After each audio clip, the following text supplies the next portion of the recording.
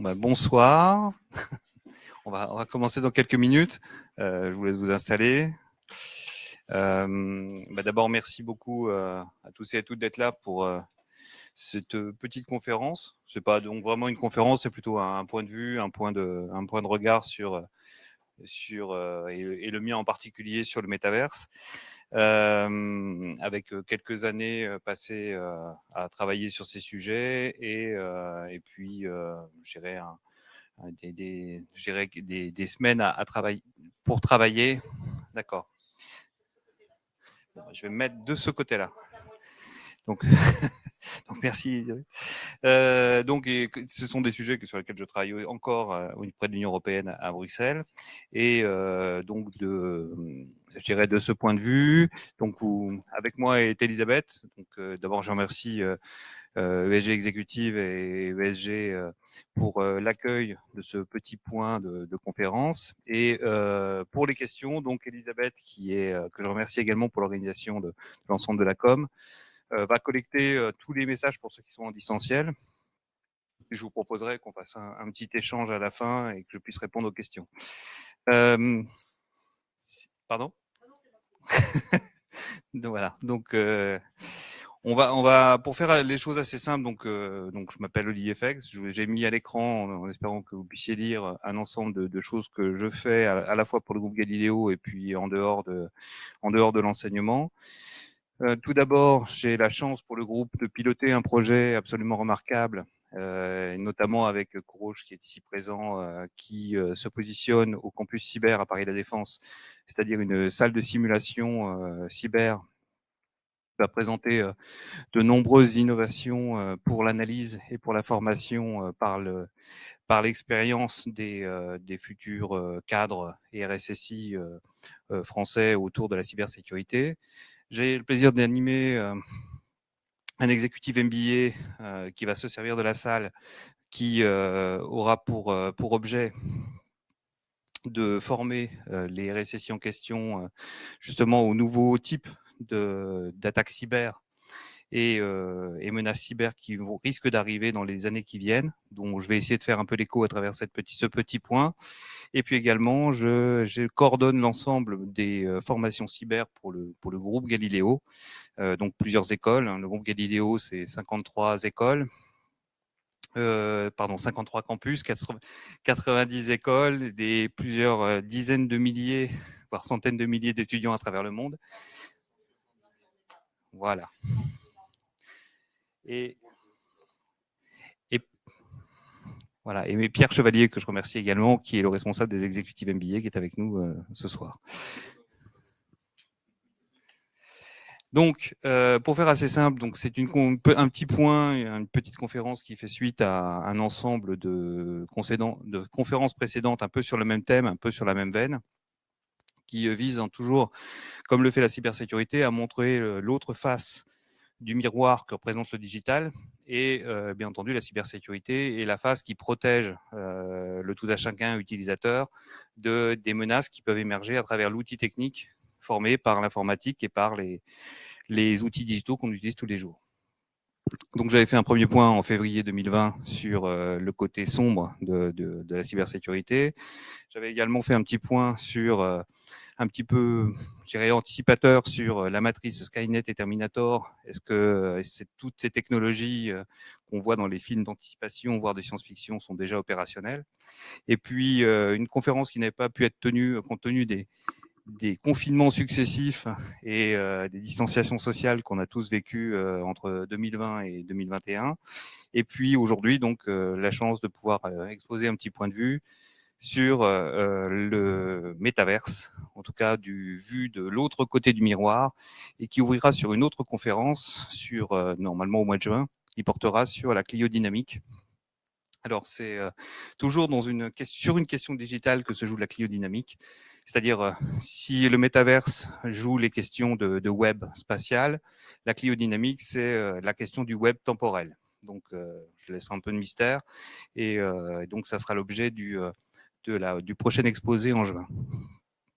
Alors, le storytelling, tout le monde entend parler depuis l'été 2021, à grand renfort de découvertes qu'on a tous fait, de Zoom, des des Teams et autres, je dirais, travaux en distanciel. Et depuis 2021, notamment avec le lancement de la société, du nouveau nom de Facebook et de la société Meta, il y a eu toute une histoire qui a été racontée sur le point d'origine du métaverse, mais plutôt sur un point, on va dire, circonstancié autour de qu'est-ce que le métaverse et qu'est-ce que ça va rapporter. Voilà, et pourquoi investir, être le premier à mettre un pied dans ces univers virtuels pour, derrière ça, essayer d'être en tant que pionnier intéressé à la fois son expansion et puis également à pouvoir, dans son expansion, en tirer profit. Donc voilà un peu le point d'origine depuis l'été 2021, où le mot est vraiment parti je dirais, en émergence. Et l'histoire qui est racontée systématiquement sur le métavers, c'est toujours à peu près la même. D'abord, on cite toujours le samouraï digital en français, ce qui veut dire Snow Crash en anglais, un roman de 1992. Et de ce roman, il y a effectivement la première représentation de ce que pourrait être un métaverse au sens premier du terme, c'est-à-dire un univers virtuel dans lequel les individus ont la possibilité d'avoir une vie parallèle et dans lequel, bien entendu, le samouraï digital exprime et défend un ensemble de valeurs qui font que l'existence est quasi réelle et qu'on peut passer dans cet univers virtuel avec des enjeux de défense, ce qui effectivement est de combat, ce qui est à l'origine d'un autre film qu'on va voir plus tard. Et c'était bien avant l'arrivée de l'Internet. Donc, alors sur le principe, l'Internet existe depuis longtemps. Sur sa réalité à la fois commerciale et technologique, l'Internet a émergé à partir du 15 octobre de 1995 avec la signature de l'Internet Act, connectant à peu près 4000 serveurs dans le monde, les uns aux autres, autour des protocoles qui avaient été inventés dans les années 90 au CERN par Tim Berners-Lee. De là, une première interprétation, je dirais une transposition dystopique, on va dire ça comme ça, de l'Internet à travers le film Matrix, qui a été créé entre 97 et 99. Donc, alors le film Matrix, je vais en parler plusieurs fois dans le cours de ce petit point, parce qu'il y a beaucoup de choses qui ont été données dans le film et qui aujourd'hui sont quasi réelles, ou en tout cas qui sont devenues des pratiques, qui ont des représentations, y compris dans le métaverse, qui sont des réalités technologiques. Première initiative de monde immersif, donc qui continue aujourd'hui. On peut toujours aller visiter ces premiers mondes immersifs, notamment les expériences Second Life. Alors, il faut se souvenir qu'entre les 1999, l'année du lancement de Second Life, et je dirais les années 2007-2008, c'était vraiment the place to be, qui rappelle d'ailleurs exactement le type de campagne de communication qu'on vit aujourd'hui à travers le métaverse, où tout le monde pense que c'est la vie du futur, que il faut y être présent et être les premiers à être présents, etc., etc. Mais tout ça, c'était déjà passé dans Second Life.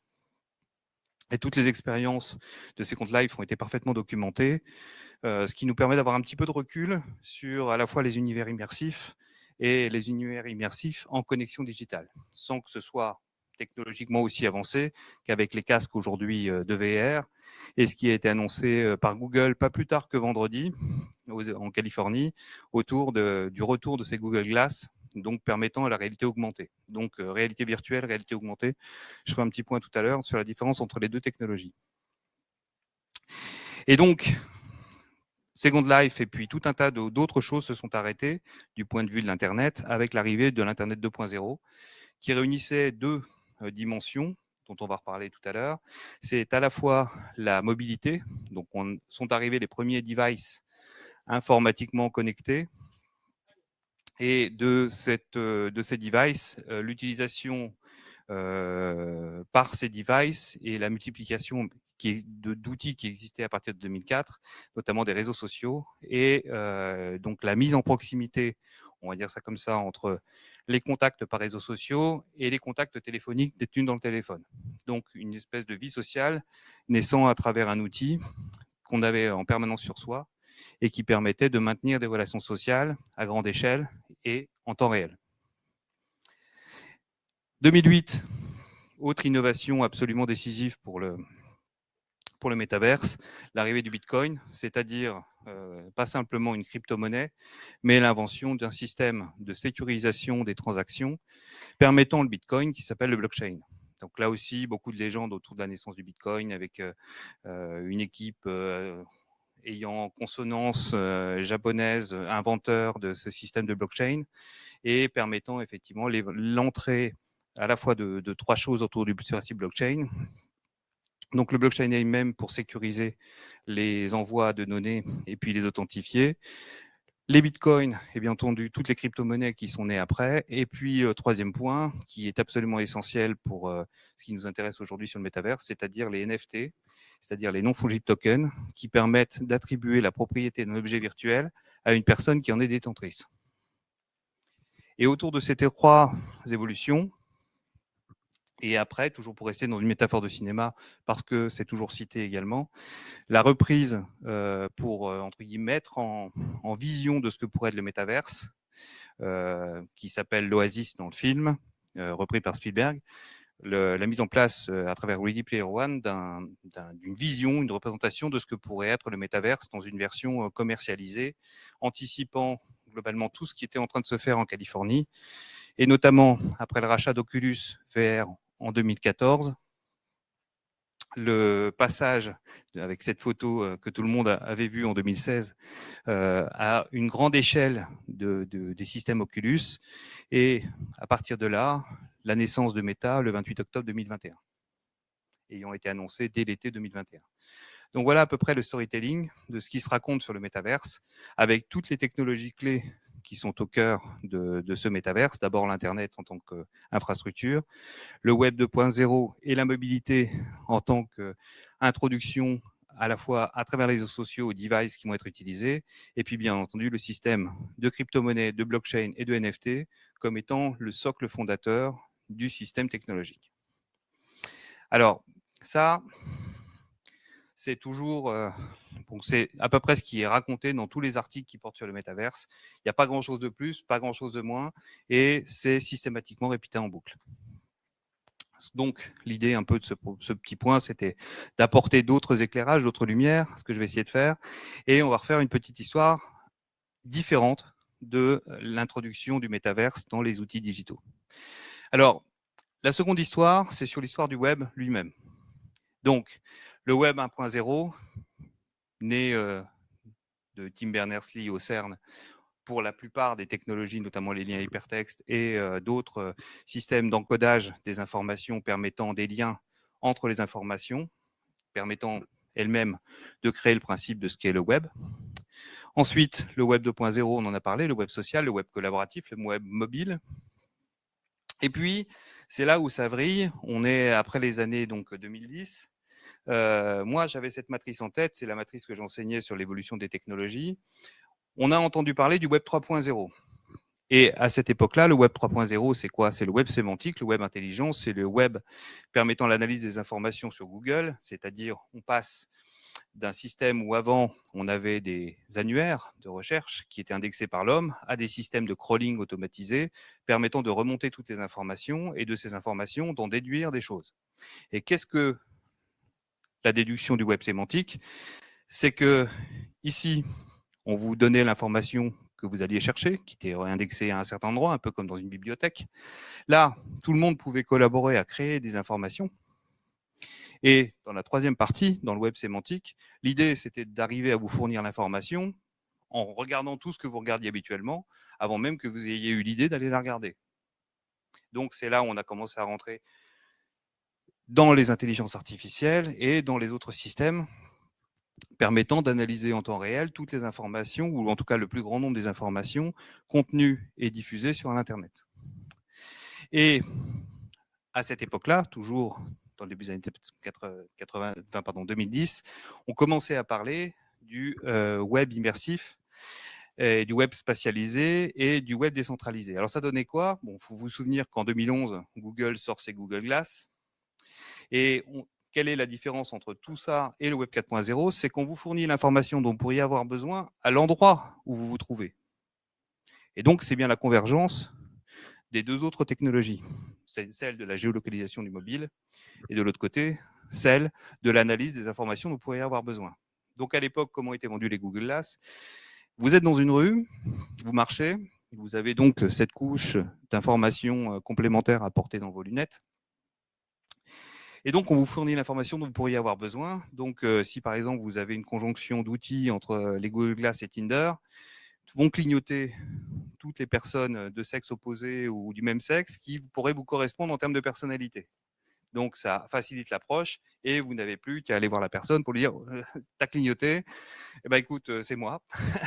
Voilà, je crois qu'on peut faire quelque chose ensemble. » Voire même dans une version un peu plus commerciale, vous voyez une boutique qui s'éclaire au fin fond de la rue, on vous dit, bon ben voilà, 3 personnes de votre connaissance sont venues acheter un pantalon chez nous, nous l'avons dans votre taille, l'avantage c'est qu'on l'a aussi en couleur rouge, et si vous franchissez le pas de porte en moins de 10 secondes, eh bien on vous offre les ourlets. Voilà une autre version de la réalité augmentée indexée sur l'endroit où vous vous trouvez. Donc, ces 4 éléments-là sont aujourd'hui un des déterminants technologiques de ce qu'on appelle le web immersif, donc le métaverse et donc toutes ces évolutions. Sauf qu'il s'est passé un truc, et là, j'ai pas compris, puisque aujourd'hui, le 3.0 tel que décrit, c'est-à-dire l'analyse sémantique, a disparu, et le 3.0 est passé là. Donc partout dans les médias aujourd'hui, ce 3.0-là a complètement quitté le champ et est devenu celui-là. Il n'y a plus de 3.0 d'avant. Et au-delà de ça, outre le blockchain, eh bien, c'est comme si on avait, dans toutes ces évolutions, le web cognitif, c'est-à-dire tout ce qui concerne les outils d'analyse, l'intelligence artificielle, les outils de stockage, les outils de traitement de toutes ces données qui avaient disparu. C'est presque comme si, et c'est pour ça qu'on parle du cloud, mais c'est comme si toutes les données étaient parties dans un nuage. C'est magique, ça a disparu. Il n'y a plus de rapport de l'informatique à l'infrastructure technique. Tout a disparu dans un nuage. Et comme il n'y a aucune technologie neutre, on peut déjà se poser la question du pourquoi ce volet technologique d'intelligence artificielle, etc., a complètement disparu du champ des représentations, on va dire, populaires, ou du champ des représentations communes. Donc, au-delà de ce petit élément, on va vers quoi? Eh bien, via les questions d'AR, VR et XR dont je parlais tout à l'heure, on a associé le principe de clé du métaverse, le web cognitif, c'est-à-dire l'analyse situationnelle de là où vous vous trouvez pour pouvoir vous fournir des informations, soit virtuelles, soit réelles, à l'endroit où vous vous trouvez, et du web immersif, c'est-à-dire que ces informations sont données soit avec une vision parallèle ou par couche de la réalité derrière, soit complètement un autre monde, un autre endroit où on va visiter, qui est par définition infini, et qui, justement, comme tous les pionniers, alors qu'on maintenant on a à peu près une vision de la planète dans son ensemble, nous permet d'aller vers des décors, vers des endroits qui n'existent pas ou auxquels on n'aurait pas accès. Alors que ce soit des musées de l'autre côté de la planète, des décors qu'on n'ira jamais voir, et tout un tas de choses qui font partie du réel, mais que globalement, auxquelles on ne pourrait plus accéder autrement que dans le virtuel. Et en même temps, le blockchain, c'est le principe étendu de ce qu'on appelle la cybernétique. La cybernétique, c'est la science du contrôle. Donc, qu'est-ce qu'on contrôle? La chaîne. Et donc, à partir de là, on est capable de certifier à la fois l'utilisateur de blockchain, dans toutes ses variations, et puis en même temps de savoir où il se trouve, et pour peu ou prou d'essayer de sécuriser à travers ce système par le principe on va dire de répartition de l'authentification, de pouvoir en faire que ces personnes puissent être certaines de bien posséder quelque chose dans le virtuel. Et on va y revenir après. Donc, ne jamais oublier que la cybernétique, c'est la science du contrôle, née avec Lambert Wiener, et science du contrôle, c'est globalement comme pour les machines, puisqu'à la base, ça ne s'applique pas qu'aux machines, c'est un stimulus, une réponse, et à partir de là, on est capable d'actionner un système opérant que ce soit des machines, voire même appliqué à d'autres éléments, un stimulus, une réponse. Hein, tout ça est né à peu près dans le même endroit en Californie, permettant également d'obtenir des individus un comportement rationnel. Et au milieu des deux, il y a quelque chose dont on entend de temps en temps parler, une espèce de science obscure qu'on appelle le nudge, ou nudging, qui vise à associer l'ensemble, à la fois le contrôle préventif pour entraîner les gens à faire une action définie à partir d'un stimulus donné, et de l'autre côté, de pouvoir vérifier à travers la cognition et l'immersif que le couple entre stimulus et réponse correspond bien à ce qu'on attendait de lui. Et on a entendu parler du nudge avec une petite application tout à fait anodine créée par Niantic, qui n'est autre qu'une filiale de Google, qui s'appelait Pokémon Go, où on a vu des enfants courir avec des devices un peu partout pour chasser des monstres qui n'existaient pas. Voilà. Mais derrière ça, bien entendu que ça a permis de collecter tout un tas de données sur ce principe de stimulus-réponse et bien entendu de processus de contrôle pour engager les gens à faire des choses en fonction des stimulus, comme s'ils les faisaient par leur propre volonté. Ça, c'est le deuxième niveau de lecture. C'est un niveau qu'on donne moins. Et je vais vous donner un troisième niveau. Alors, première illustration, cette photo, je l'ai attrapée dans un magazine de sciences. On s'est aperçu que la Terre, il y a 2,4 milliards d'années, était recouverte d'eau à 100%. Il n'y avait pas de continent. Voilà. Je trouvais que l'image était intéressante. Et donc, c'est ce qu'elle illustre. Mais je vais m'en servir pour notre propos. Alors, le premier élément, c'est que le web, jusqu'ici, on en a une vision 2D. La preuve, on est sur la surface de l'océan numérique. On a toute liberté pour naviguer, pour surfer, autant qu'on veut, comme en Californie. Voilà, puisque la Californie, c'est la fin de la conquête de l'Ouest. Au-delà, il n'y a que le Pacifique. Donc forcément, ça va nous amener à surfer et à naviguer sur cet ailleurs, cet au-delà. Et sur cet océan, eh bien, on a une promesse qui est absolument fabuleuse depuis l'origine de l'Internet. C'est vous avez une liberté absolue sur l'horizon et l'océan digital. Vous pouvez aller où vous voulez. Donc, ce message d'appel est ce qui a, entre guillemets, fait entrer l'Internet dans nos vies quotidiennes, avec, bien entendu, tout un tas de technologies qui se sont incrémentées les unes après les autres. Et ce mot de partout, si on le reprend philosophiquement, ça veut dire n'importe où, et n'importe où, ça conduit nulle part. Donc, c'est un peu l'inversion de... c'est une forme de contre-utopie, où quand on a un océan des possibles, si on avait un menu infini dans un restaurant, on serait incapable de choisir. Et donc, ça crée un problème massif, majeur de nos sociétés, qui s'appelle la crise de la décision. Voilà, en tout cas, de mon point de vue. Mais au-delà de ça, c'est une grille, un grid, un web, une toile. Et comme les toiles d'araignée, c'est pas un grid, eh bien, cette toile est magnétique. Si vous foutez, entre guillemets, vous êtes une mouche et vous mettez les pattes sur une toile d'araignée, vous avez du mal. Alors, ce magnétisme, aujourd'hui, il s'exprime en chiffres, 6h58. Donc, dernière donnée 2021, fin 2021, c'est le temps moyen passé par des individus entre 16 et 64 ans sur le web par jour, dans le monde. 6h58 en moyenne. Donc, ça veut dire quoi? Ça veut dire que globalement, une fois qu'on a mis les pattes dessus, on a du mal à se décoller. Voilà, ça veut dire ça. Et tout a été fait dans les technos pour que ça soit le cas, puisqu'effectivement, quand vous êtes captif, eh bien, vous consommez, vous allez visiter ce qui vous intéresse, donc en même temps, ça donne l'information pour celui qui a publié, etc., etc., etc. Donc, il y a même des personnes qui passent, puisque c'est une moyenne, beaucoup plus de temps que ça sur le web. Alors, on va prendre un peu de recul par rapport à ce que je viens de dire, et puis on va repartir d'un principe général qui est celui du capitalisme. Quel est le rapport entre l'homme et la machine? C'est assez simple. Donc l'homme s'exprime par un facteur en économie qui s'appelle le travail, work, W. Donc, cet homme et ce travail, depuis la naissance du capitalisme, donc à la fin du 18e, début du 19e siècle, est en phase de machine qu'on appelle le capital.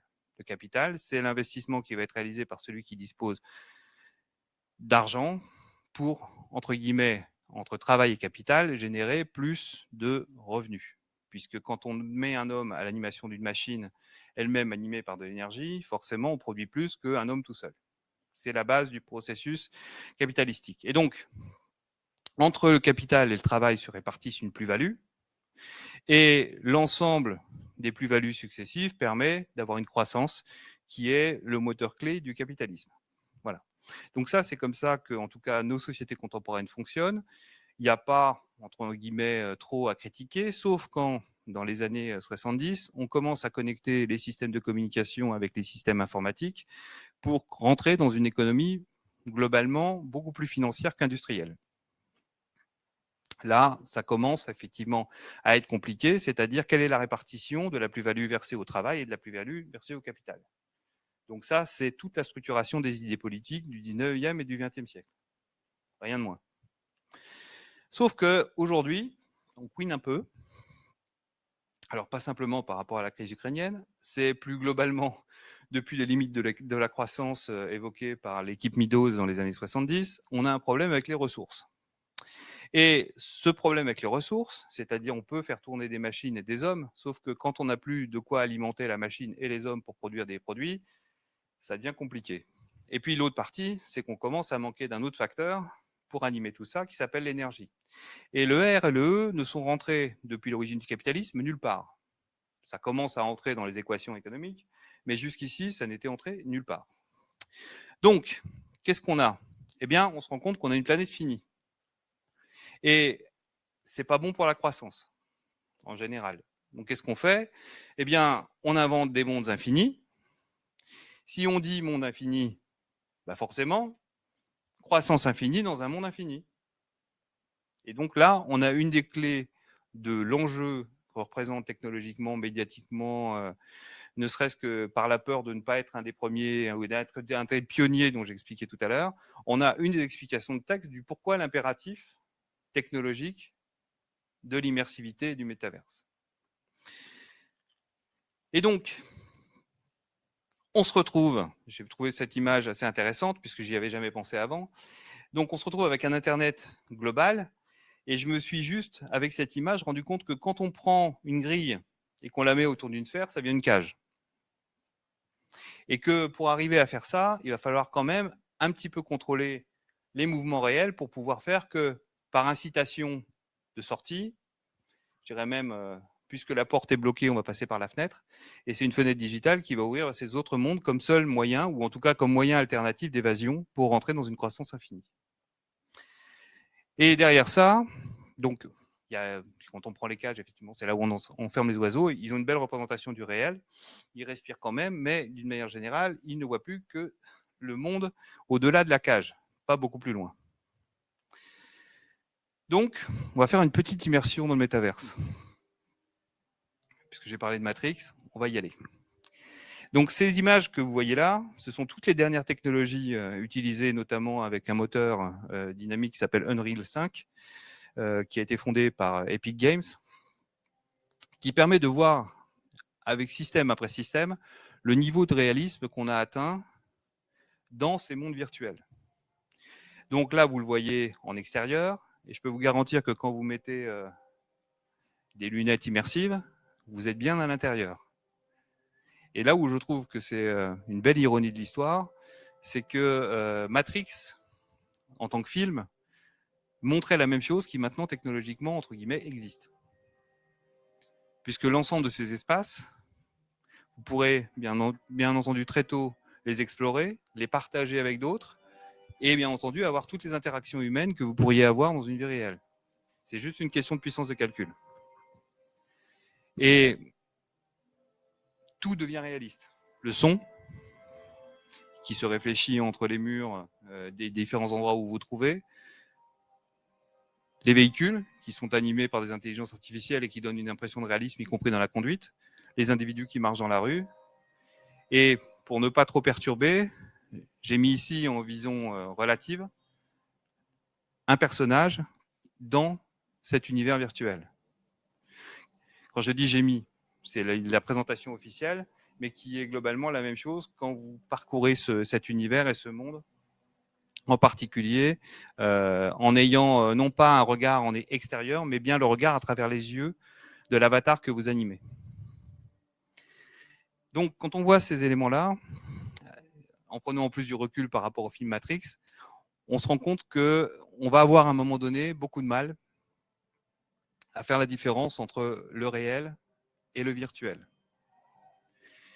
Et pire que ça, quand j'ai fait les expériences immersives complémentaires, ce qui a fait l'objet de ce premier pitch de présentation, c'est que non seulement j'ai vécu ces endroits, ces lieux, la conduite de cette voiture en étant à l'intérieur, mais j'en ai gardé le souvenir, y compris dans mes rêves.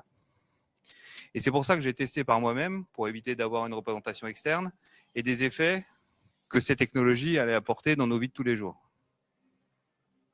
Donc là, c'est un jeu, mais dans quelques temps, vous pourrez travailler comme ça, quel que soit l'endroit du monde où vous vous trouvez, où se trouvent les autres personnes avec lesquelles vous travaillez, et donc des évolutions qui risquent d'avoir des effets cognitifs très importants, ce qui est l'enjeu ou le problème. Alors, meilleure illustration encore, il y a une petite vidéo dont vous avez la référence ici, c'est-à-dire l'interview de Carrie-Anne Moss et de Keanu Reeves sur à la fois leurs avatars, puisque leurs avatars ont été plongés dans le jeu vidéo, mais apparaissent, y compris Keanu Reeves jeune, dans le système où il est en dialogue avec lui-même. Mais tout un tas de questions ont été posées. Donc les avatars et le cinéma, donc la question du journaliste de The Verge, c'était maintenant vous avez des avatars qui sont aussi réalistes que vous, que ce soit en apparence, en mouvement et en voix. Est-ce que demain vous continuerez à faire des films? Et si oui, quel sera le prix de votre avatar? Quel sera votre prix à vous? Puisqu'on pourra avoir le même niveau de réalisme entre vous et votre avatar. Deuxième point, c'est cette doublure digitale. Comment vous verriez le fait qu'elle soit animée? Puisque dans un jeu vidéo, forcément, les acteurs ont eu un rôle plus autour de la promotion que réellement de l'action des scènes filmées. Donc, votre doublure digitale, quel est le problème? Et donc, dans ce que disent Carrie-Anne Moss, c'est en fait, on ne va pas être H24 dans notre doublure digitale, mais imaginons, par exemple, ce que dit Carrie-Anne Moss, que ma doublure digitale fasse l'objet, avec un niveau de réalisme très important, d'une scène érotique. Je ne suis pas dedans. Donc, je ne peux pas vivre la scène, je ne peux pas la condamner, elle se fait malgré moi, avec mon avatar, voire même quelqu'un qui aurait racheté mon avatar pour le faire à ma place. Et puis, elle dit, si mes enfants tombaient sur la vidéo de l'avatar, qui n'est pas moi, qui effectivement est dans une scène érotique, ça serait compliqué. Et elle pousse sur le deepfake, c'est-à-dire qu'aujourd'hui apparaissent tout un tas, pour les personnes publiques, d'intelligence artificielle qui émulent la réalité. Et donc, savoir et comment je peux ou je pourrais contredire une image qui est très réaliste de moi et qui, entre guillemets, est diffusée très largement, alors que si même je fais un droit de réponse pour dire c'est pas moi, ça sera très compliqué d'arriver à le justifier. Mais la phrase la plus importante de tout ce report de ces 18 minutes, c'est quand Keanu Reeves raconte une soirée chez un réalisateur américain à Hollywood où il est invité. Donc, ce réalisateur a 3 enfants, ça tombe bien, c'est 13, 15, 17. Donc, je ne sais plus la répartition entre garçons et filles. Et le réalisateur présente donc Keanu, il dit mais vous le connaissez, vous l'avez sûrement vu dans un film qui s'appelle Matrix, qui l'a rendu célèbre, qui l'a propulsé au devant de la scène. Vous connaissez certainement le film Matrix. Les 3 enfants disent non. Alors le réalisateur est un peu ennuyé, il dit Keanu, est-ce que tu peux raconter? Donc il commence à prendre la parole et il dit voilà, c'est l'histoire d'un garçon qui pense que le monde dans lequel il se trouve ne sonne pas juste. Il y a quelque chose qui ne va pas dans son rapport au monde dans lequel il vit. C'est un hacker la nuit et il travaille dans une société informatique le jour. Et il se retrouve effectivement à être entraîné de l'autre côté du réel, c'est-à-dire dans le monde réel, puisque il ne vit que dans une simulation et donc il doit découvrir, il doit se battre pour que le réel triomphe sur la simulation. À ce moment-là, il y a un des enfants qui se retourne vers Keanu, mais il dit pourquoi? Comment ça, pourquoi? Donc il ne comprend pas la question. Mais comment ça, pourquoi? Mais pourquoi c'est important de connaître le réel? Toi, tu n'aimerais pas connaître le réel, enfin, ce qui est vrai, de ce que tu penses? Et la fille fait non. Donc, on a une mutation profonde qui s'effectue sur le rapport même du réel au virtuel ou de la réalité par rapport au positionnement des uns et des autres vers cette réalité et sur cette réalité. Et donc, c'est là où Keanu le dit lui-même, c'est pour ça que j'ai montré la petite image. Matrix, c'est l'inversion du conte de Lewis Carroll, c'est-à-dire que Lewis Carroll, il part du monde réel, il va dans le monde du rêve, et Matrix, c'est radicalement l'inverse, c'est-à-dire on prend quelqu'un du monde du rêve et on l'emmène dans le monde réel, qui est comme tout monde réel, et d'ailleurs ce qui amène beaucoup de jeunes à partir vers les mondes digitaux, c'est qu'en même temps, ils le font plus, non pas par attraction du monde digital, mais pour fuir le réel. Et aujourd'hui, la plupart des personnes qui travaillent avec des enfants sur les questions d'addiction aux jeux vidéo et au digital sont absolument convaincus que le problème de base, c'est de quel monde ils veulent fuir, de quel monde ils veulent partir pour pouvoir se réfugier et être obligés de se réfugier le plus souvent, le plus longtemps et le plus profondément possible dans ces univers virtuels. Donc, il faut se souvenir même de Ready Player One dont je parlais tout à l'heure. Le monde dans lequel le personnage se trouve, indépendamment des effets spéciaux et du monde onirique qu'est l'Oasis, c'est surtout pour fuir une réalité de pauvreté et une réalité où sa vie n'a aucun intérêt au sens premier du terme, et pour personne. Donc, on est dans la première partie de ce qu'est le métaverse, selon moi, et vers quoi, globalement, petit à petit et pour ou prou, il nous entraîne. Et c'est d'autant plus difficile à envisager que le film Matrix dénonçait cet état de fait dans les années 90 et qu'aujourd'hui, c'est le premier vecteur à travers lequel on va plonger pour entrer dans une forme de matrice immersive. Ça, c'est le premier problème. Deuxième élément sur le fantasme du métaverse, c'est que si on voulait vraiment entrer dans la matrice, techniquement, on est très, très, très loin d'y arriver technologiquement. D'abord, il faut une infrastructure. Alors, si vous avez testé, les interactions dans le métaverse, selon si par exemple vous avez un ensemble de personnes qui sont connectées au même moment, elles sont extrêmement limitées. Vous ne pouvez pas reproduire une interaction entre deux êtres, des deux avatars différents. Vous pouvez reproduire que très difficilement, puisque les temps de latence, les temps de réponse, ne serait-ce que parce qu'on passe par un réseau mondial, des salles de serveurs, etc., il y a quand même des enjeux de vitesse. Et pour résoudre ça, il manquerait tous ces éléments d'infrastructure pour arriver à avoir des temps de latence suffisamment faibles pour que l'image soit réaliste.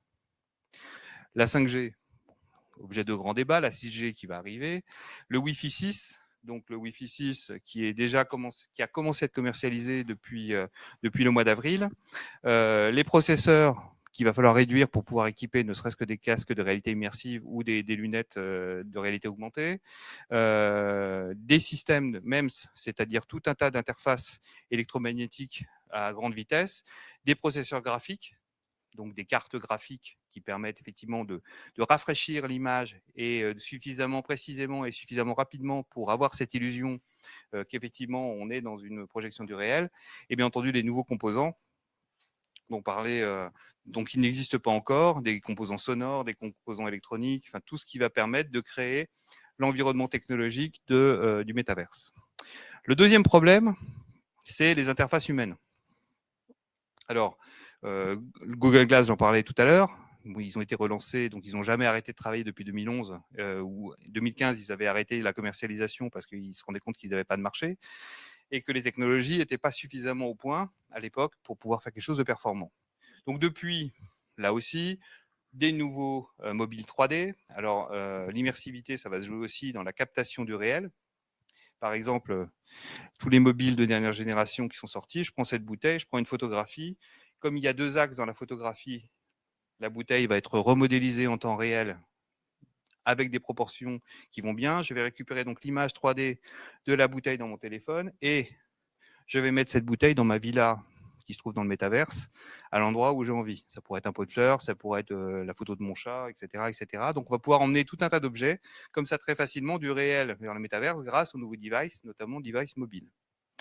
Des lunettes intelligentes, j'en ai parlé tout à l'heure avec les dernières conférences qui ont été données chez Google récemment. Les combinaisons et les interfaces haptiques, alors ça, je pense que ça va paniquer tout le monde. Une combinaison SM à côté, c'est de la rigolade. Donc, on est tout vêtu de noir. On a une combinaison de plongeurs sous-marins chez soi. On est engoncé dedans. Il y a plein de capteurs. Donc, on a l'impression du vent, mais on ressemble à rien vu de l'extérieur. Enfin, globalement, c'est une catastrophe. Et l'un des interfaces haptiques, c'est tout ce qui va nous permettre de saisir l'objet 3D en question dans le monde virtuel, comme je le fais là dans le réel. Donc, les interfaces haptiques ont beaucoup évolué, donc forcément, quintessence, c'est le gant haptique qui reproduit également en termes de sensation le poids de quelque chose, le volume de quelque chose à l'endroit où on le bloque. Mais pour le moment, on est plutôt sur ces petites choses. Donc ça, c'est des Oculus Quest 2 qui, en même temps, reproduisent assez fidèlement les mouvements de la main et le fait d'avoir de la préhension sur les objets que l'on veut avoir en main. Plus après, à travers les lunettes, tout un tas d'éléments qui sont intégrés d'ores et déjà, mais qui, l'eye tracking et puis d'autres éléments, vos mouvements, pour qu'effectivement ce que vous faites dans le réel soit retranscrit dans le virtuel. La voix, là je parle, mais globalement dans ma voix, il y a une tonalité, il y a différentes choses. La voix peut aussi être répercutée dans le monde virtuel vis-à-vis d'un autre avatar qui va m'entendre, selon l'endroit où je me trouve. Les interfaces de lecture de l'œil, puisque à l'endroit où vous regardez, c'est là où effectivement l'image doit être la plus précise, que ce soit en réalité augmentée ou en réalité virtuelle. Et puis bien entendu, ça c'est le projet de Musk, donc il n'en parle pas trop, mais l'idée c'est de créer avec Neuralink des interfaces neuronales, c'est-à-dire directement, plutôt que de vous ennuyer autour de toutes ces stimulations, on branche votre cerveau sur, on fait une interface homme-machine et youpi, vous ressentez tout ça sans avoir la combinaison ridicule, les interfaces haptiques, etc., etc. Voilà.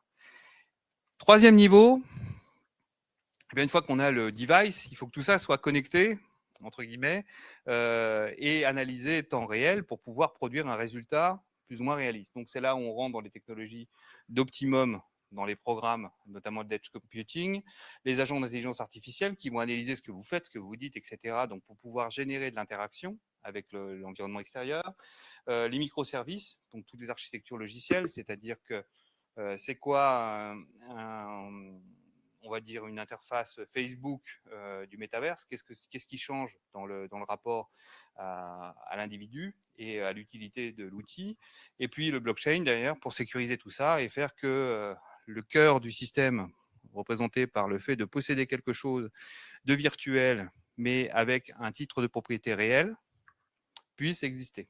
Et donc que les chaînes de calcul se fassent à la vitesse de l'achat en magasin virtuel d'une plante virtuelle qu'on va mettre dans sa maison virtuelle. Donc la transaction doit être quand même relativement rapide, puisque d'un côté, on va mettre de la crypto-monnaie ou une monnaie virtuelle codée en Bitcoin, et de l'autre côté, on va enfin dans une crypto-monnaie, et de l'autre côté, on va partir avec une plante verte qui n'existe pas, qui a été designée par quelqu'un qui, lui, va toucher des royalties sur ce qu'il a designé en 3D, et vous repartez avec votre plante qui vous appartient bel et bien dans votre maison virtuelle. Voilà à peu près l'idée. Autre niveau. Donc, une fois qu'on a dit ça, pour que l'application, donc tous ces éléments-là puissent fonctionner, il va falloir faire qu'il y ait des interfaces et des outils logiciels permettant de donner toute cette réalité à l'univers dans lequel on se trouve. Donc, les moteurs 3D, tout à l'heure, j'ai présenté Unreal 5, mais ça va pareil chez Unity. Enfin, tout le monde est en train de pousser à la fois la précision, la rapidité de réponse, la qualité des images avec tous les systèmes de rendu qu'on a vu tout à l'heure. VR, AR, XR. Alors, XR, c'est la réalité étendue. La plupart des casques VR sont déjà en réalité étendue, c'est-à-dire qu'ils sont capables de voir la pièce dans laquelle vous vous trouvez, ne serait-ce que pour définir dans l'espace où vous allez pouvoir et comment vous allez pouvoir vous comporter en réalité virtuelle. Donc, c'est un univers mixte. La cartographie géospatiale, il faut savoir où vous vous trouvez, hein. C'est-à-dire que si vous avez l'impression d'avancer en réalité virtuelle et que vous êtes au bord d'un précipice, voilà, donc c'est effectivement d'arriver à localiser la personne dans l'univers virtuel et la personne dans l'univers réel, exactement et précisément, pour qu'il n'y ait pas de décalage géospatial entre les deux. Et puis, le multitasking ubiquitaire, si vous êtes dans le digital, puisque c'est la promesse du digital, c'est de pouvoir faire plusieurs choses en même temps. en ayant d'un côté une conversation avec des gens qui sont à côté, qui sont dans le salon juste à côté de vous, et puis de l'autre côté, être connecté à tout un tas de graphiques immersifs dans lesquels vous allez pouvoir intervenir directement par un mouvement haptique. Ensuite, il faut encore ajouter une couche pour que ça marche. Donc, les outils d'acquisition et de conception 3D, j'en ai un peu parlé avec le téléphone, mais tout ça doit être bien largement précisé pour avoir un niveau de réalisme plus important. Les investissements ciblés, c'est-à-dire que quand vous allez voir, bonjour, j'ai inventé des plantes vertes qui peuvent être vendues dans des magasins virtuels et à partir de là, je génère automatiquement un certificat blockchain, pareil pour le NFT, qui ne mange pas beaucoup d'énergie. Celui qui va pouvoir réussir à convaincre aujourd'hui un fonds d'investissement avec ce type d'argumentaire, parce que les fonds d'investissement ne sont pas encore équipés en natif pour comprendre l'opportunité de ce genre de choses, on se retrouve avec des analyses de performance qui sont malheureusement pas encore complètement définies au niveau des fonds d'investissement. Et bien entendu, qu'est-ce que c'est qu'un travail collaboratif immersif? Que sont les marchés captifs? Donc tout ça, c'est autant de questions sur lesquelles personne n'a de réponse. Donc on est dans le fantasme encore, on est dans la com, mais globalement sur le fond, c'est-à-dire de l'argent réel permettant d'investir dans ce genre de choses, il n'y a pas beaucoup de réponses. Et puis, on ajoute encore une couche. Une fois qu'on a mis en place ces plantes vertes digitales, qu'est-ce qu'on fait en matière de réseau publicitaire? À qui on les vend? Comment on les vend? Comment les gens savent que les plantes vertes, on les trouve à digitales, on les trouve à cet endroit? Donc, on reproduit exactement les mêmes enjeux marketing appliqués à des univers virtuels. Donc, plein de problèmes de curation, c'est-à-dire en même temps, comment on fait le tri dans l'ensemble. Dans un produit, quand on le mange, on sait qu'il n'est pas bon. Dans un univers virtuel, est-ce qu'on sait si la plante verte transporte un virus? Est-ce qu'on sait si la plante verte va pas muter et elle va manger toutes les bouteilles d'eau qu'on aura posées à côté sur le meuble? On ne sait pas. Donc tout ça est un problème de curation de l'ensemble des objets 3D et on n'a pas encore de réponse, y compris sur les modèles de commercialisation de ces plantes vertes digitales. Et puis enfin, qu'est-ce qu'on va en faire de tout ça? Donc l'objectif, comme pour l'Internet, ça serait d'y passer le plus de temps, mais à part les jeux en monde persistant, le fait de rencontrer ou d'avoir des rencontres virtuelles avec des êtres virtuels pour des relations virtuelles dans le métaverse ou des spectacles et des événements où chacun est tout seul par rapport à lui-même, il n'y a pas la communion qu'on peut trouver sur un événement réel, et pour des artistes qui ne sont même pas là, qui ont envoyé leur avatar pour faire un concert, c'est assez complexe en termes d'utilité. Et je ne parle même pas du shopping. Donc, effectivement, je sais qu'il y a des paires de baskets qui se vendent très cher, qu'on ne portera jamais dans le réel. Et à chaque fois, on dit oui, mais ça va prendre de la valeur. Donc, j'ai eu des discussions là-dessus. Et en même temps, je comprends que certains le fassent, ou des cartes Panini de joueurs. Voilà. Donc, tout ça, c'est génial. Mais ça ne fait pas rêver, entre guillemets, l'utilisateur lambda. C'est pour ça que jusqu'ici, il y a quand même eu un problème structurel important dans l'évolution de l'immersivité et du métaverse. Alors, je vais d'abord rappeler une autre version que j'avais déjà donnée comme point de contexte sur le digital et les neurosciences. Pourquoi le digital? Pourquoi on a mis ça en place? Et pourquoi on a connecté la plupart des cerveaux de l'humanité à travers un device au réseau mondial? Alors, je vais prendre un petit exemple qui est issu d'un livre de 2019 qui s'appelle Le bug humain, de Sébastien Boller, et qui résume assez bien la mécanique cérébrale qui fait que, à la fois, on ne peut pas s'en décrocher, mais également que ça entraîne énormément de comportements addictifs. L'humain fonctionne avec des stimulus cérébraux, et notamment la dopamine.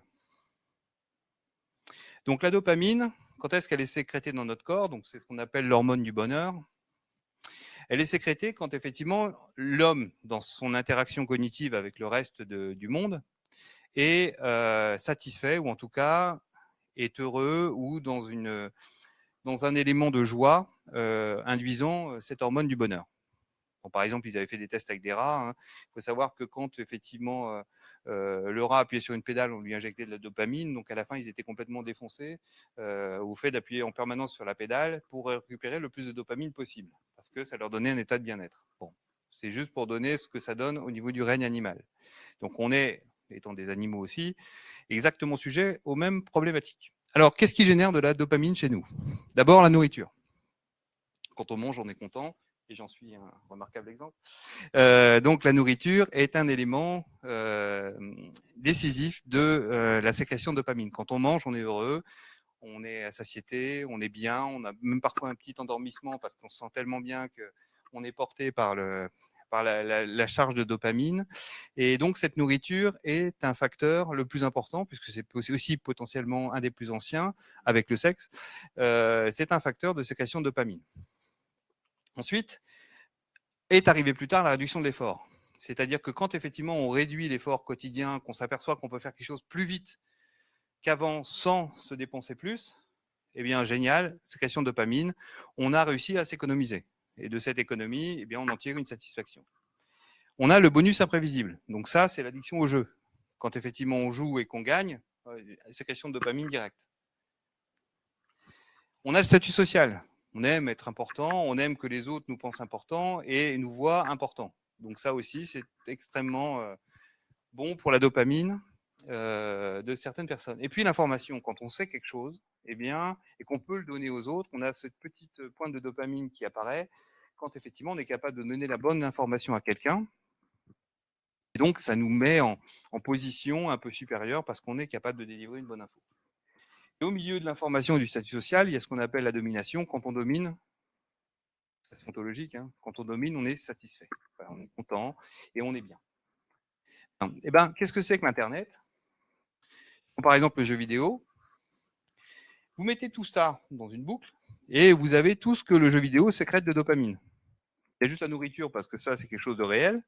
Mais globalement, vous trouvez des images sexy dans les jeux vidéo, vous êtes content. Vous vous trouvez beau dans le jeu vidéo, vous vous trouvez content, vous êtes content. La réduction de l'effort, bah forcément, vous faites du e-sport. Vous jouez pendant 90 minutes, 4 matchs d'affilée, à fond les ballons, etc. Vous mettez, voilà, magnifique. Donc, réduction d'effort avec effet garanti. Le bonus imprévisible, bah ça, c'est le but dans la lucarne que vous avez mis dans le jeu vidéo, mais globalement, vous avez plein de bonus. Vous trouvez une arme, vous trouvez un machin, vous trouvez un super, génial. Le statut social, bah, vous regardez votre ranking à la fin du jeu, et bien vous regardez où vous vous situez. Génial, fabuleux, je suis le 3e, c'est top. La domination, bon, j'en parle même pas parce que le but c'est de gagner. Et l'information, quand vous avez tous les secrets de fabrication du jeu vidéo et que vous avez les 2-3 astuces qui permettent de gagner la partie parce que les autres n'y ont pas pensé ou ils ont été moins vite, dopamine. Donc rien que ça, c'est avec le jeu vidéo. Mais ça fonctionne aussi avec l'Internet et avec les réseaux sociaux. Donc, ce que fait l'Internet sur l'individu, c'est l'inflation du moi. Alors, on se souvient de la fable, la grenouille qui voulait devenir plus grosse que le bœuf. Et le plus gros effet qu'a eu l'Internet sur l'humain, c'est cette inflation du moi. C'est-à-dire, grâce aux réseaux sociaux, c'est moi. Je suis au milieu de l'univers. Je suis le plus grand, le plus fort. Donc, je m'injecte de la dopamine et je cherche cette injection quand j'ai un like, quand effectivement les gens m'écoutent, quand effectivement on reposte ce que j'ai posté, etc., etc., etc. Donc, ça n'est qu'un super moteur à dopamine avec les écueils que ça pose. C'est-à-dire que la nourriture, effectivement, quand on bouge plus parce qu'on est devant son écran, bah, ça s'appelle l'obésité. Quand effectivement on n'a plus que des relations sexuelles virtuelles avec des créatures qu'on rencontrera pas forcément dans la vraie vie, ou en tout cas qui seront toujours distantes, eh bien on a tendance, par la profusion d'images érotiques du web, à devenir soit obscène, soit rentrer dans l'obsession. C'est ça que je veux, et c'est ça que je veux faire dans le réel. Quand effectivement vous rentrez dans une réduction de l'effort, ben, on rentre dans tout un tas d'effets qu'on retrouve chez une partie des enfants, c'est-à-dire le fait de rentrer dans une sédentarité, une immobilité qui est catastrophique. On veut plus sortir de chez soi, on veut plus sortir de sa chambre, on veut plus sortir de devant son ordinateur, de sa tablette, etc. Et forcément, à ce moment-là, on rentre dans la sédentarité, l'immobilité. Et si on a fait un minimum, ou si on s'intéresse à la psychologie, quand vous mêlez obscénité et obsession avec sédentarité et immobilité, ben on atteint l'impuissance. C'est-à-dire l'impossibilité de pouvoir faire le moindre mouvement pour aller vers quelque chose ou vers atteindre quelque chose dans le réel. C'est ça l'impuissance. Je ne parle pas de l'impuissance sexuelle, je parle bien de l'impuissance, c'est-à-dire ben, je ne peux pas le faire parce que non, on ne peut pas, c'est pas possible, on ne va pas y avoir accès. Ensuite, Ici, le statut social. En fait, toutes les personnes on peut pas dépasser 110 personnes réelles avec lesquelles on entretient des contacts à peu près réguliers. Donc, quand on a 1 million de followers, des millions de vues, des centaines de personnes avec lesquelles connecter, on est bien au-delà de ce que humainement on est capable en termes de relations humaines d'encaisser. Ça ne marche pas. Et donc, de l'autre côté, pareil pour l'information. Quand on veut ne rien louper de l'actualité, on se nourrit de tout, donc de rien. Et globalement, tout ça rentre dans un réseau d'informations non connectées les unes aux autres, donc il n'y a pas d'interprétation raisonnable du monde qui nous entoure. Et au milieu, quand on veut avoir le plus gros des réseaux qui puissent exister et que de l'autre côté, on veut toutes les informations sur ce que le réseau pense, ce que le réseau veut avoir comme info, etc., pour exister, eh bien, on se retrouve dans une position où on veut tout contrôler. On veut effectivement développer, grâce à ça, des finances qui dépassent toutes les limites. Et c'est le problème de la finance contemporaine. Et ça, chez les Grecs, ça porte un nom. Ça s'appelle l'hubris. Donc, je parlais tout à l'heure de la grenouille qui voulait devenir plus grande que le bœuf. L'hubris, dans la Grèce antique, c'était le plus gros des péchés. C'est-à-dire quand un individu se prend pour un dieu. Et ça, chez les Grecs, c'était le point le plus, je dirais, absolument mauvais de l'homme dans toute la civilisation grecque.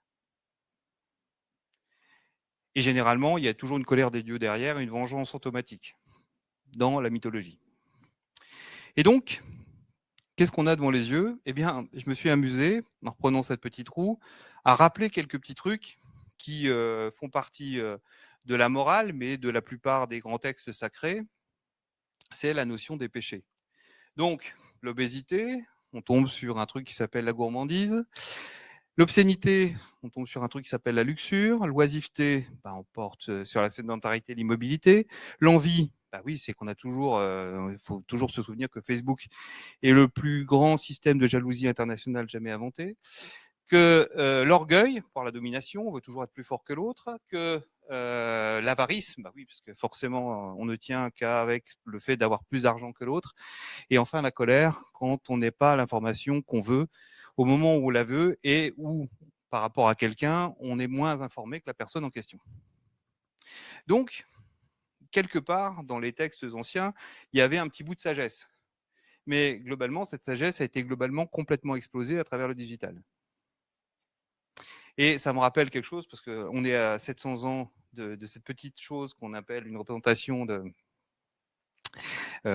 Sandro Botticelli, de l'enfer de Dante. Et quand vous reprenez l'enfer de Dante, les 7 péchés capitaux, vous les retrouvez en cercle. Pour finir ici, c'est ça qui est très intéressant, dans un univers qui n'est pas chaud, c'est pas le cœur de l'enfer, c'est là où se trouve le diable, mais c'est un univers froid, un univers de finances, de tours, de verre, etc., etc.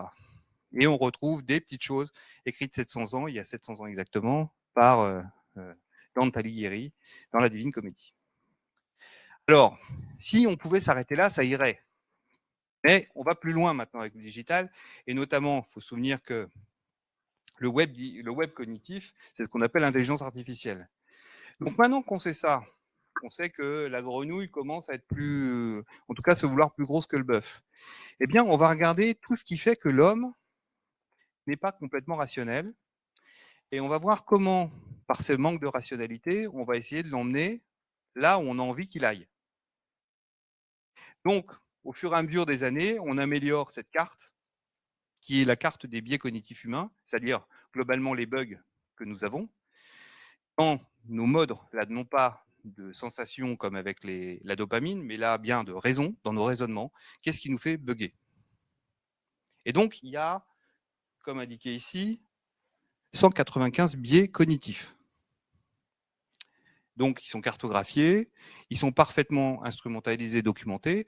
Et donc, l'idée d'un biais cognitif, c'est si on appuie sur ce biais cognitif, on va obtenir un comportement qui, sans que jamais la personne ne puisse envisager qu'il est contrôlé à distance, va faire qu'il va avoir l'action exactement qu'on veut qu'il ait, sans qu'il se rende compte. Parce que sinon, c'est la raison. Quand on voit qu'effectivement, on a un message qui n'est pas en phase, on s'en rend compte par la raison. Mais par un biais cognitif, on est capable d'arriver au même résultat sans passer par la case raison. Alors, des choses toutes bêtes, hein.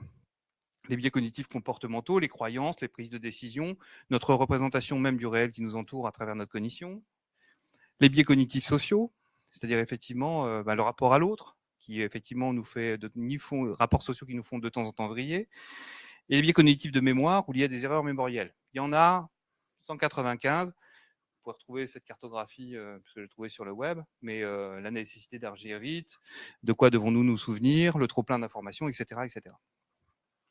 Alors, instrumentaliser, ça s'appelle dans le web, et tous ceux qui font du design UX connaissent ça, et c'est malheureusement un des gros problèmes de la cybersécurité quand vous avez des campagnes de phishing, on anime toutes les dark patterns. C'est-à-dire, on transforme le biais cognitif en une faille de sécurité dans laquelle on va pouvoir faire, et à travers laquelle on va pouvoir faire que l'humain se comporte exactement comme on veut. Donc, la dissonance cognitive, c'était ce qu'utilisaient les publicitaires avant le digital. Donc, depuis Edward Bernays et la fabrication du consentement, et la mise en place avant lui par son oncle d'un truc qui s'appelle la psychanalyse, ou en tout cas la réflexion autour de ça, on a commencé à réfléchir aux dimensions inconscientes. Alors, c'était quoi la dissonance cognitive en matière de publicité? Donc, ça partait d'un constat tout simple en psychologie et psychologie sociale. Ça partait d'un constat que les gens lisaient beaucoup plus de publicité après avoir acheté une voiture qu'avant.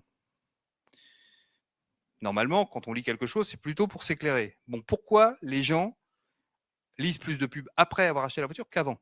Ben, c'est très simple. Quand vous faites un choix entre 2 voitures ou 3 voitures, vous prenez une décision. Et vous devez vous rassurer en permanence que la décision que vous avez prise est la bonne.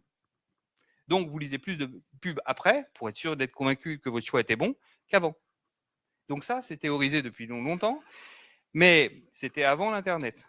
Donc maintenant, on est rentré dans une systématisation beaucoup plus globale dès que vous fréquentez un site, qui fait que vous vous conduisez exactement comme on a envie que vous vous conduisiez.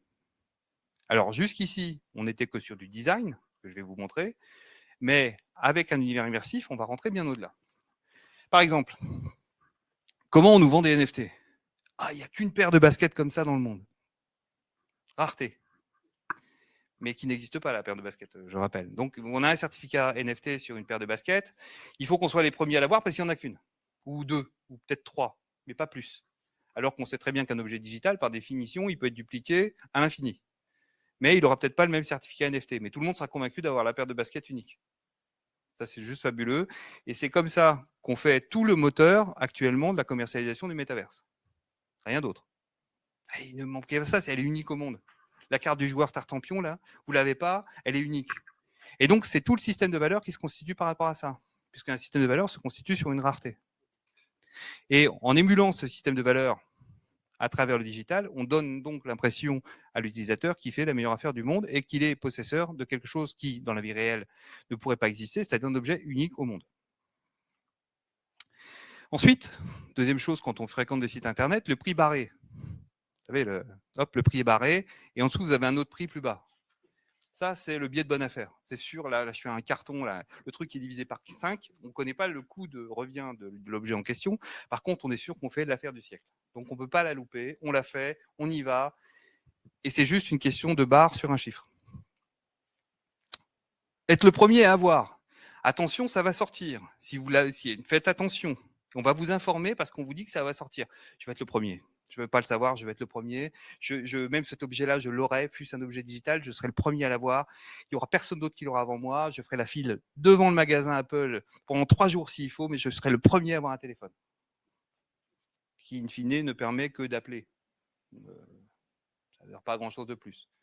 Voilà. Je dis souvent d'ailleurs que les prochains iPhones, on va me mettre de la pâte parce que je vis en Belgique et on va poser le téléphone sur la pâte, ça va faire une gaufre. Ça va être génial. C'est les prochaines innovations de téléphone mobile à Apple et tout le monde va se précipiter, surtout en Belgique, pour faire des gaufres avec. Troisième élément, le faire comme les autres, inversement. Ah oui, mais comme je disais tout à l'heure sur le pantalon, il y a 3 camarades qui l'ont fait, bah pourquoi moi je ne le ferai pas? Parce qu'il faut que je fasse comme les autres. Donc l'effet de groupe, le comme les autres, et à ce moment-là, c'est là où on va remonter toutes les publicités par les réseaux sociaux en disant un tel est intéressé par tel produit. Vous avez déjà vu ces pubs. Ah oui, mais comme je les connais, que c'est des personnes que j'estime, je trouve que je devrais le faire aussi. Sinon, je vais sortir de l'équipe. Et puis les effets de répétition, vous avez une pub, deux pubs, trois pubs, quatre pubs parce que vous êtes allé voir des chats sur Internet et que systématiquement on pense que vous avez un chat ou une passion pour les chats, donc vous recevez des dizaines de pubs de croquettes. Donc ça, c'est aussi, même si vous n'avez pas de chat, c'est dommage, mais c'est une erreur de ciblage. Par contre, pour quelqu'un qui a un chat, va être effectivement sensible au fait de bien les traiter et donc de leur offrir la dernière croquette de luxe qui va magnifiquement bien. Donc tout ça, c'est juste des questions d'UX. Et pour le dire autrement, on va regarder quand même sur Internet que votre réaction par rapport à tous ces stimulus. Est-ce qu'effectivement, sur un de ces éléments-là, le prix barré, etc., vous réagissez ou pas? C'est l'information capitale. C'est pas le produit qui compte, c'est même pas l'objet du désir qui compte, c'est globalement comment vous réagissez par rapport à ça. Et c'est ça l'objet de l'analyse en intelligence artificielle. Alors, on va aller plus loin. Parce que là, j'allais dire, c'était avant. On s'est arrêté au web cognitif, au 3.0, si ancien. Donc, on va passer au 4.0. Et on va rentrer dans quelque chose qui est beaucoup plus grave avec l'immersif. Et on va encore faire appel à la mythologie grecque. Et on va faire encore appel à, dans la mythologie grecque, un épisode, c'est de Matrix, avec un personnage qui s'appelle Morpheus. Morphée, dans la mythologie grecque, donc ici représenté dans une peinture romantique du 19e siècle, c'est celui qui endort, donc qui fait entrer dans le rêve. Morpheus, il fait l'inverse, lui fait sortir du rêve. Toi, tu vas venir avec moi, puis je vais te montrer le réel, tu vas voir comment ça se passe. C'est un petit peu différent. Donc c'est la deuxième inversion, on va dire ça comme ça, du film par rapport aux éléments. Mais on oublie quelque chose, c'est un effet qui a été diagnostiqué, ou en tout cas qui a été étudié depuis 2011 à Stanford, c'est l'effet Proté, qui va beaucoup plus loin que l'effet Morphée. Le web endort, d'ailleurs on voit tous ceux qui sont à l'intérieur du web, mais l'effet Proté, c'est quel est le niveau de modification, j'en ai déjà donné deux avec la dopamine, la deuxième avec les biais cognitifs, quel est le niveau de modification dans notre psyché que vont entraîner les technologies immersives. Alors, l'effet Proteus, ça tient en trois facteurs. Avatar, le mot-clé. Donc, l'avatar. Alors donc, c'était pas 2011, c'était 2007, puisque c'était un an avant le film de Cameron. Tout d'abord, un avatar, c'est une confirmation comportementale. Dans la vie de tous les jours, on pense être ce que l'on est en fonction de l'interaction avec les autres. Eh bien, dans l'univers virtuel, c'est pareil. Là, on n'y va pas pour être moins bien que dans la vie réelle. On va être toujours mieux, on va se vouloir toujours mieux. Et dans ce toujours mieux, c'est un peu le principe des influenceurs ou de tout un tas de personnes qui ont une existence à travers le digital, on va faire que les autres nous valident comme étant grand, fort, beau, etc. Et donc, on deviendra beaucoup plus facilement son avatar si les autres nous renvoient un signal positif. Et toutes les études qui ont été faites montrent que c'est absolument fonctionnel. Si vous fréquentez des gens dans un univers virtuel, vous allez, par ce biais-là, de confirmation comportementale, vous sentir grand, beau, fort. Je pensais même tout à l'heure, j'avais cette image.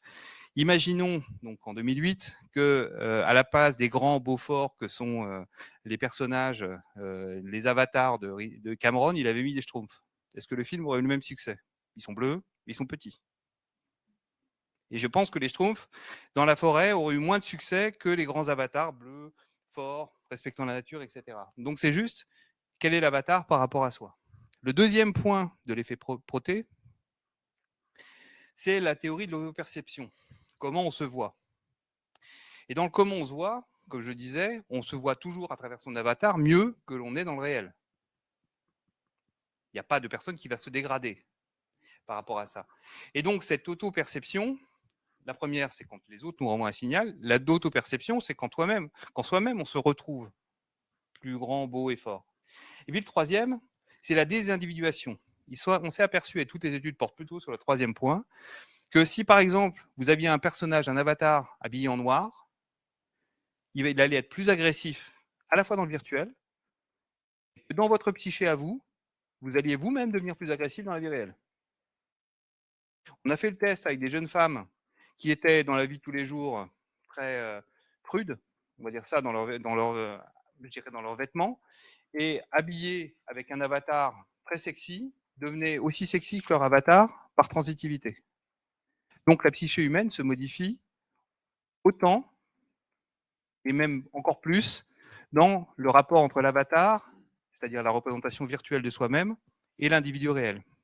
Et si vous multipliez là-dessus le fait qu'on fuit le monde réel pour aller dans ces univers, il y a peu de chances que vous vouliez ou vous souhaitiez sortir du costume de votre avatar. C'est raison. Donc cet effet proté a et engendre des complexités psychologiques qui vont être juste énormes.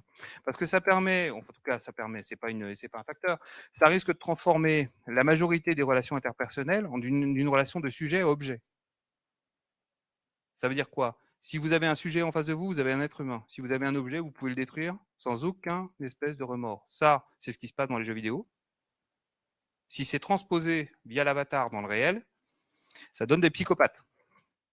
La psychopathie, c'est juste quand vous ne considérez plus l'autre comme un autre être humain, comme un autre, mais bel et bien comme un objet que vous pourriez égorger ou faire ce que vous voulez avec.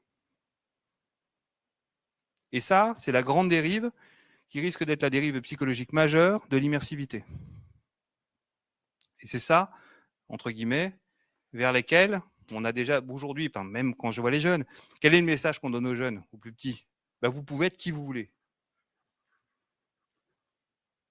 Si vous voulez, vous pouvez vous tatouer de la tête aux pieds, être un garçon si vous voulez, ou une fille si vous voulez.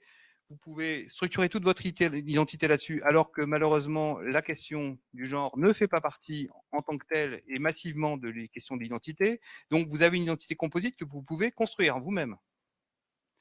Donc, ça se termine par des individus qui sont complètement fractalisés.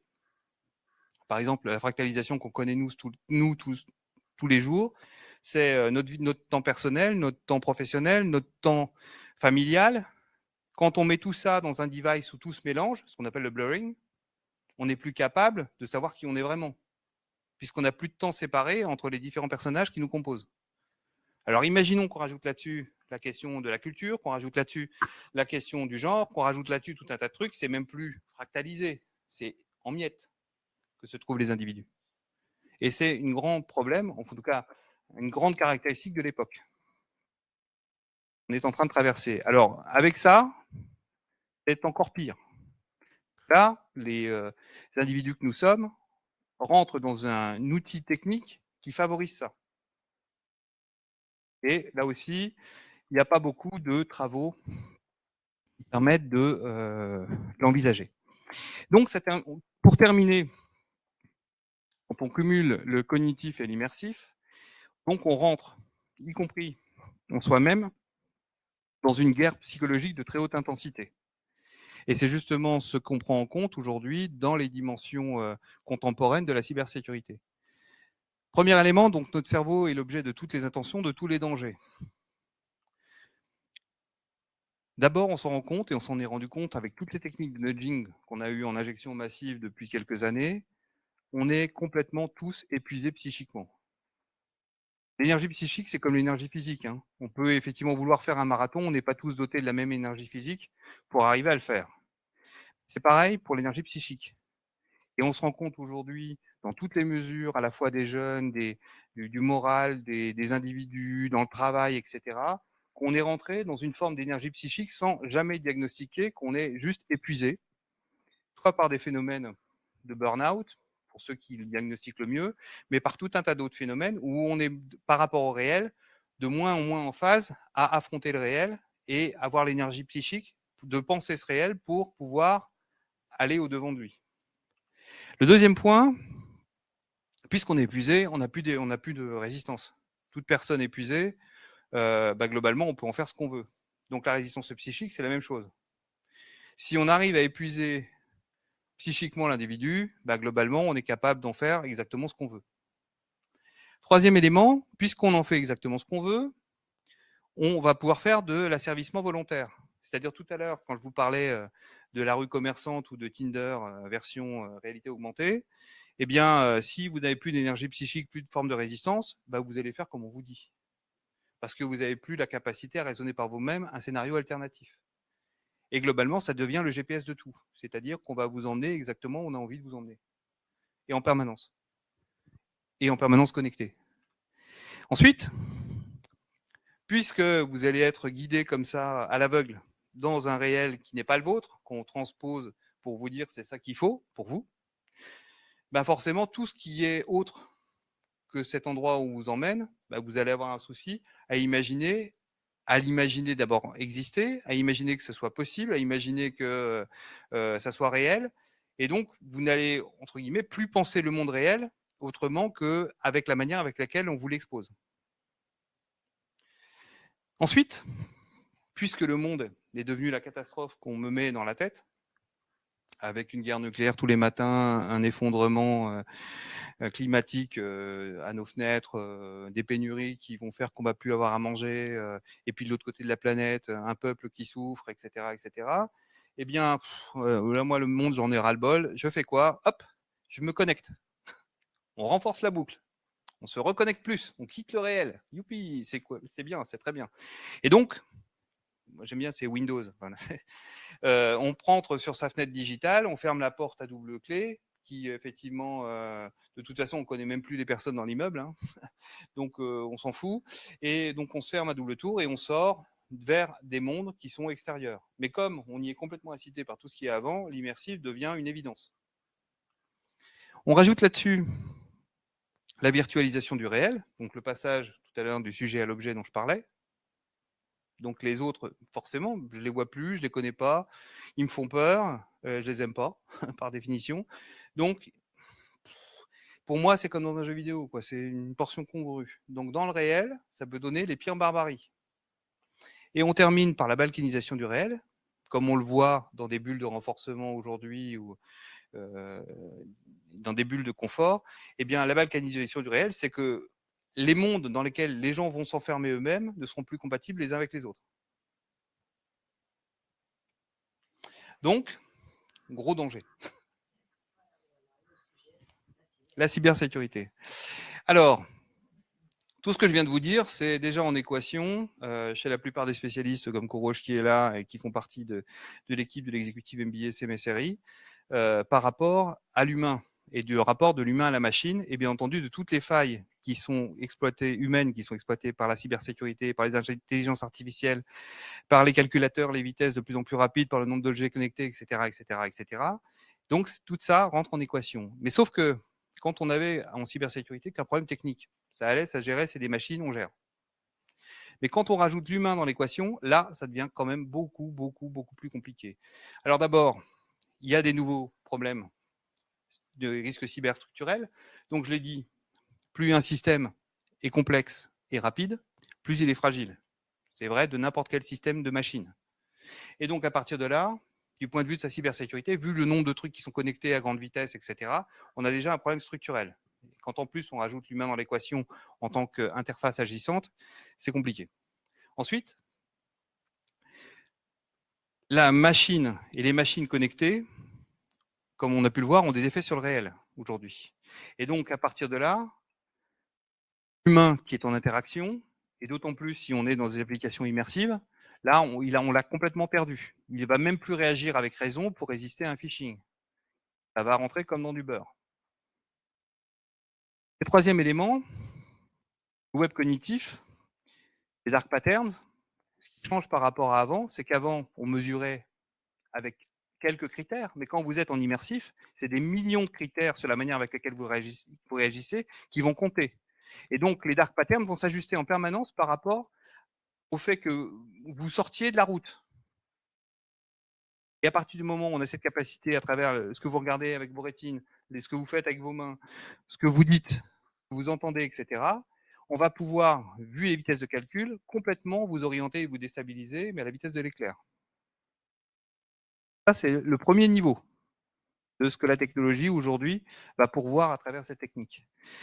Ensuite, un problème de cybersécurité qu'on n'avait pas envisagé, mais qui commence à être un vrai problème, c'est vous avez votre bouteille et votre plante verte que vous avez acheté 1 500 € en réel, et on vient vous la voler dans votre villa virtuelle.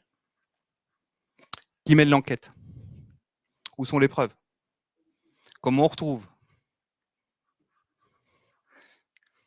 Ça devient compliqué. Donc, votre magnifique tableau NFT ou vos baskets qu'on vous a tirés dans le placard virtuel, pour les retrouver, ça va être compliqué. Et d'autant plus compliqué que vous n'allez pas te connecter H24. Donc, forcément, à un moment donné, vous allez laisser votre basket virtuelle quelque part dans le monde immersif. Et là, il n'y a plus personne pour surveiller. Et qu'est-ce qui se passe? On vient vous les chercher, vos baskets, sans problème. Et 1 500 € reconvertis à un autre endroit du monde, ça fait toujours 1 500 €. Et celui qui a fait la transaction, il les a peut-être vendu à quelqu'un qui ne savait pas que c'était des baskets volées en NFT parce qu'elles n'existent pas. Mais globalement, il y a une perte nette. Alors, il y a des bateaux qui valent 600 000 € hein, aujourd'hui déjà en NFT. Vous avez des maisons qui valent une fortune parce que vous avez une maison en NFT qui est à côté de la maison d'une star, etc. On est déjà dans le délire métaphysique. Ensuite, tout ça, NFT, crypto, etc., par définition, et ne serait-ce que par principe technologique de base, c'est volatile. Donc, ça a une valeur de 1 500 € en argent réel aujourd'hui. Demain, vous ne savez pas si ça ne vaut pas 10 €. Et entre deux, vous aurez quand même l'impression que c'était difficile. C'était difficile. Mais globalement, c'est ce qui est le principe de base, à la fois avec les arnaques, mais également l'impossibilité de contrôler les flux, fût-ce avec des crypto-monnaies. Ça crée un problème de volatilité qui, de toute façon, à un moment donné, va tuer la confiance même dans le fait d'y aller et d'être les premiers à y aller. Quand on perd effectivement une valeur, c'est compliqué. Et puis le troisième, qui est encore plus fondamental du point de vue des risques économiques, c'est que tout ça, c'est génial, mais en période de pénurie énergétique et en période de problèmes de fourniture, ne serait-ce que des composants, des infrastructures, je ne suis pas certain que la priorité se porte sur les NFT, la blockchain et l'immersif. C'est un avis personnel. Donc, c'est une autre limite. Je vais y venir après. Et enfin, les derniers risques, les risques psychologiques. Donc, 95% des cyberattaques sont liées à des défaillances humaines. Alors, renforcé avec tout ce que je vous ai indiqué, ça vous donne l'ampleur du problème. Le hacking humain, parce que, alors je prends juste un exemple. Comme je l'ai indiqué, un casque VR est capable d'avoir tout votre environnement parfaitement précis, dans lequel vous êtes en train, vous, de naviguer, etc. Imaginons qu'il y a quelqu'un que vous n'aimiez pas ou quelqu'un dont vous voulez obtenir quelque chose. Et puis, cette personne passe une porte dans l'univers virtuel et se retrouve chez lui, avec un niveau de réalisme absolument saisissant, comme dans l'univers de Matrix tout à l'heure. Et puis, il y a un gars qui sort d'une porte, qui tient un enfant par les cheveux, que vous connaissez, qui est le vôtre, et qui, devant vous, lui taille la gorge. On est dans l'immersif. Comment, par rapport à tout ce que je viens de dire, vous vous en sortez psychologiquement? Et comment on retrace celui qui a fait ça? Donc ça, ce sont des dégâts cognitifs directs. Et ça peut avoir des effets désastreux parce que imaginons que la personne en question, à qui on a jeté cette image, ça détruit un homme, hein, quel qu'il soit. Hein. Eh bien, le lendemain, on lui demande d'ouvrir une porte d'accès pour accéder à des données sensibles. Qu'est-ce qu'il fait? Troisième niveau, la génération de psychopathes dont je parlais tout à l'heure, qui vont effectivement être et possiblement dans des conditionnements mentaux. Et on en a déjà plein d'exemples autour de nous du conditionnement mental. Donc tout ça fait que on risque de rentrer dans une régression généralisée si effectivement on n'est pas capable de mettre des frontières, des limites, des barrières à tout ça. Et je vais même aller plus loin. Au-delà même de cette régression généralisée, toutes ces technos et toutes les technos du web qu'on a les unes après les autres, elles sont de plus en plus puissantes, de plus en plus sophistiquées. Et c'est comme si on donnait à certains individus qui n'ont pas le permis le volant d'une Formule 1. Généralement, ça finit dans le mur. Eh bien, c'est exactement ce qu'on est en train de faire avec la tech. Et personne ne s'en rend compte, personne n'en a même la conscience, parce qu'on est dans le monde du oui-oui, et on ne voit que la phase pile, y compris même pas la volée cybersécurité, de ce que le digital est au monde. Donc, le risque, il est même sur le principe même d'humanité, avec toutes ces techs. Parce qu'encore une fois, il n'y a aucun garde-fou. On peut parler d'éthique, mais l'éthique, c'est personnel. L'éthique by design, l'éthique, c'est votre propre comportement par rapport au monde. Et si vous n'avez pas un système de valeurs solide qui vous permet effectivement d'agir avec éthique vis-à-vis de tout ça, vis-à-vis de vos enfants, des gens qui vous entourent, globalement, vous n'avez aucune conscience du nécessaire, de la nécessaire morale et de la nécessaire manière d'utiliser avec éthique l'ensemble de ces technologies. Et c'est pour ça que je fais une petite alerte là-dessus. Elle est ce qu'elle est. Il n'y a pas que moi qui l'a fait. Berners-Lee, donc l'inventeur du web, a prononcé en 2019 cette petite phrase que je vous relais, qui n'appelle même pas à commentaire. Et il sait de quoi il parle. Et au-delà de ça, on va remonter encore un peu le temps sur un monsieur qui s'appelle Baudrillard, qui était quand même l'influenceur du premier Matrix. D'ailleurs, on retrouve son livre de 80, Simulacre, la simulation, dans une des scènes du film Matrix, qui avait déjà décrit tout ce qui est en train de se passer, et bien entendu, à l'époque sans la technologie, uniquement à travers la philosophie, et mettant les garde-fous et l'ensemble des choses qui sont en train de se passer comme étant des signaux d'alerte pour l'humanité. Et là, on est en 81 quand il a écrit ces petites phrases. Et j'avais un autre collègue à la Sorbonne, parce que j'ai eu la chance d'enseigner 12 ans à Paris 1, entre 96 et 2008. Donc je me suis servi très longuement du film Matrix pour faire les cours en communication et en créant, je dirais, en modification des perceptions réelles à travers la communication vers des étudiants de Sciences Po. Et donc j'avais eu la chance de fréquenter l'alter ego de Baudrillard qui s'appelait Lucien Sfez, qui était au début mon prof et ensuite qui est devenu la personne avec laquelle je fréquentais les couloirs de la Sorbonne, et qui avait inventé, pour détailler en 86 ce qui allait se passer, un mot qui aujourd'hui résonne énormément, qui s'appelle le mot totisme. Et à l'époque, quand il avait écrit, il en a fait deux versions de ce mot, ce néologisme. Il avait dit totisme, c'est le mélange de tautologie et autisme. Donc une tautologie, c'est un truc qui tourne tout seul, qui n'a même plus de moyens d'être raisonné, puisque c'est une évidence. Et l'autisme, c'est qu'on reste bloqué dans cette évidence. Et dans les discussions que j'avais avec Lucien, il me disait, malheureusement, il nous a quittés en 2018, il me disait, en fait, autisme, c'est trois mots. C'est totem, au sens freudien, c'est-à-dire le système qu'on a érigé comme étant le totem absolu de toutes les représentations de l'humanité. C'est autisme, c'est-à-dire qu'on n'en sort pas, et on reste bloqué là-dedans, et surtout, c'est totalitarisme. Et on ne se rend pas compte à quel point le système technologique devient autistique. Voilà ce que j'avais à vous dire. Alors, pour donner une vision positive, un de mes grands rêves, c'est d'avoir suffisamment de puissance pour, à travers la virtualité, reconstituer des choses qui n'existent plus. Pas des choses qui existent, mais des choses qui n'existent plus. Et j'adorais être guide touristique de Persépolis, ville qui a été rasée dans l'Antiquité par Alexandre le Grand. Et il y a quelques images de synthèse, mais aller faire visiter à un groupe en immersif Persépolis en racontant globalement quelles étaient les fonctions des lieux et quelles étaient les voies symboliques de pourquoi on passait par là plutôt que par là pour aller voir les grands rois de l'Empire perse, ça me plairait. Donc il y a quand même des choses qui sont positives dans la réalité augmentée et la réalité virtuelle. Donc là-dessus, je suis pas, c'est pour donner quand même un point de vue sur les technologies, je ne suis pas forcément contre, même pas contre. Par contre, le garde-fou qui fait que on peut visiter ça, c'est effectivement le fait de ne pas avoir systématiquement d'éléments commerciaux ou de bandeaux publicitaires entre les piliers, ce qui va plutôt être pour moi un élément qui ne va pas me plaire dans le fait de faire visiter historiquement Persépolis. Donc il y a quand même des vertus dans l'immersivité, surtout pour reconstruire des choses qui n'existent pas ou qui n'existent pas encore, et de les faire partager aux personnes qui vont visiter. Bien entendu, je ne suis pas sûr que ce type de découverte et ce type de temple trouvent leur modèle économique, mais en tout cas, si je devais construire un web immersif qui me corresponde, on serait plutôt là-dessus. Donc, je vais conclure. D'abord, merci à toutes et à tous pour l'attention. D'abord, vous pourrez retrouver cette conférence dans le métaverse, sur un portail qui s'appelle Engage à partir du mois de juin. Et donc, vous aurez, non pas moi, mais mon avatar comme interlocuteur. Voilà. Il porte pas le même nom que moi, puisque c'est pas moi.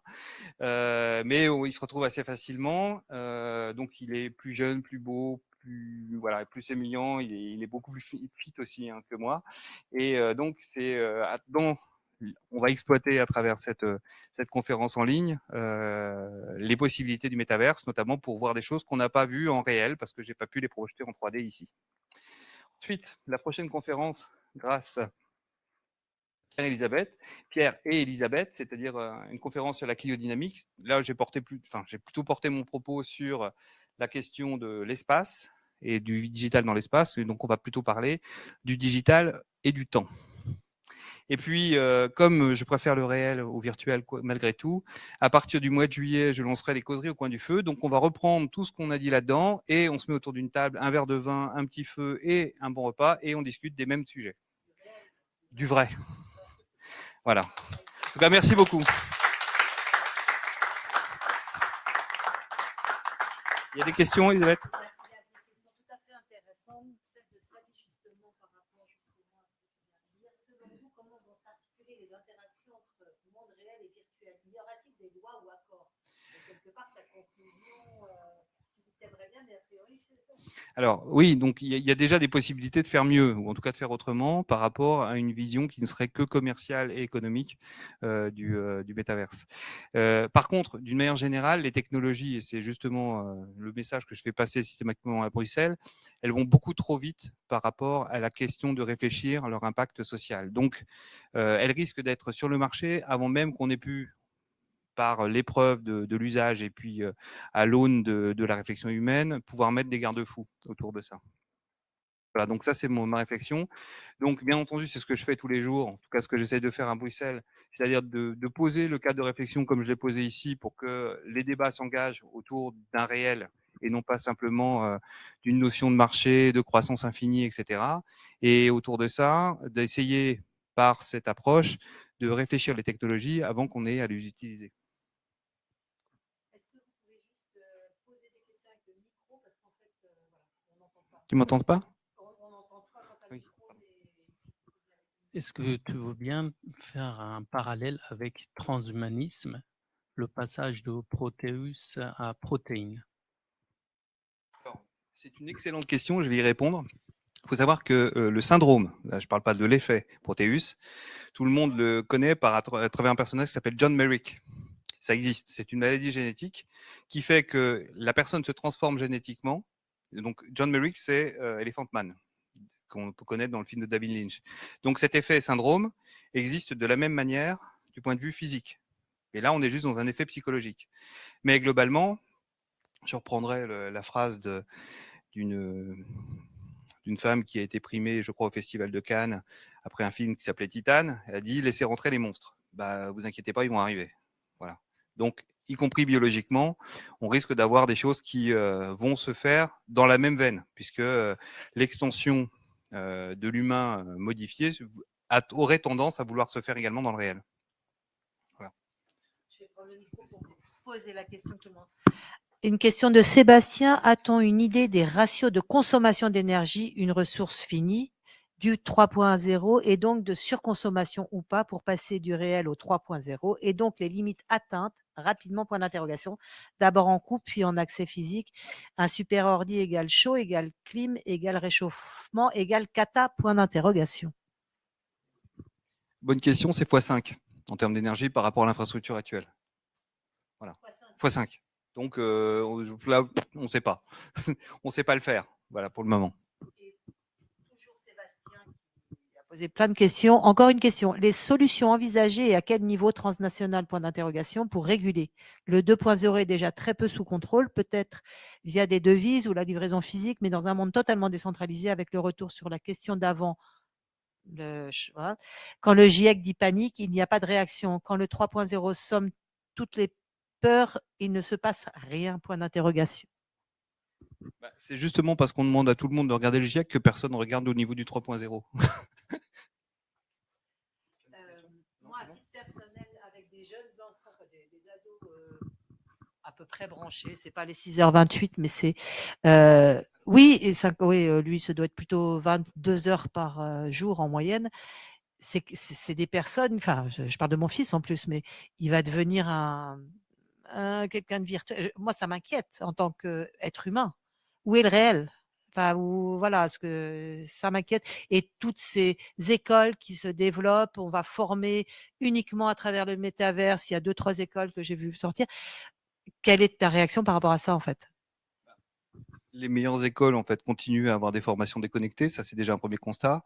Et le deuxième constat, c'est pas impossible de faire des choses dans le métaverse, y compris avec des jeunes, mais c'est de les transformer en ayant des personnes qui n'ont pas le permis et en des pilotes de Formule 1, avant même de commencer à utiliser les outils. Donc, en fait, c'est plus une utilisation telle que la visite Oui, ça c'est pour voilà. Mais si on leur donne le goût avec ça, ils vont y retourner pour toutes les autres choses. Donc c'est ça le problème. C'est à partir du moment où on y a mis un pied, c'est comme dans la drogue ou comme toutes les addictions des réseaux sociaux, il est très difficile d'en sortir. Donc, sauf que là, les effets sont bien plus importants psychologiquement que ne le sont les réseaux sociaux, qui ont déjà des effets psychologiques importants. On peut l'encadrer, lutter, vu la masse d'énergie développée pour que ça soit. Et même comme seule perspective de survie économique, face à ce tsunami, qu'est-ce qu'on peut mettre en face? C'est peut-être aussi une histoire d'éducation, non? Oui. Un jour du monde réel, comme je me souviens d'un film qui s'appelle Le Soleil Vert, c'est ça? Oui, oui. Ça fait partie de ces choses-là. Mais c'est tout, voilà. 1984. Je suis une ancienne, donc voilà. Ouais, mais. Voilà. Non, Non. je suis pas optimiste. Non, mais il y a plein de choses optimistes. C'est pour ça que j'ai essayé de terminer par une note optimiste après tout ce que j'avais balancé. Mais l'essentiel, c'est d'en avoir conscience. C'est pas forcément de se dire c'est une fatalité et on va pas pouvoir faire autrement. La réalité, c'est qu'on va pouvoir, si on le souhaite, faire complètement autrement. C'est exactement la même chose. Et Christophe est avec nous par rapport à l'environnement et à l'écologie. On peut faire autrement. C'est juste une question de volonté et une question de nombre de personnes qui peuvent être, entre guillemets, dans la même dynamique de compréhension et donc d'action qui va derrière. Parce que même le film Don't Look Up le résume très bien. Hein. Il y a un Don't Look Up environnemental, mais là, on est dans un autre type de Don't Look Up, qui d'ailleurs, les deux s'auto-alimentent dans les deux Don't Look Up. C'est comment on est informé sur la question climatique, autrement que par les réseaux sociaux. Voilà, c'était juste un petit point de détail. Il n'y a plus de questions. J'ai relancé mes plus de questions. Est-ce que on se donne tous rendez-vous alors donc à la causerie au coin du feu sur le métaverse. C'est ça, le métaverse et le 16 juin, n'hésitez pas. C'est ça. De toute façon, je me permets de renvoyer à toutes les personnes qui étaient présentes une invitation. Ouais. J'enverrai à tous une invitation et n'hésitez pas à venir aussi voilà, sur le campus, c'est sympa, puis on a de la clim dans l'amphi. Voilà. Je ne sais pas si vous, chez vous, derrière votre écran, vous avez de la clim, mais nous, on en a ici. Donc, ce n'est pas désagréable d'être là et de pouvoir discuter en réel. Et pas, après, je peux comprendre que tout le monde ne puisse pas se déplacer, mais c'est sympa aussi les rencontres. Voilà. Merci beaucoup. Merci à tous et à toutes, et puis à très bientôt. Au revoir.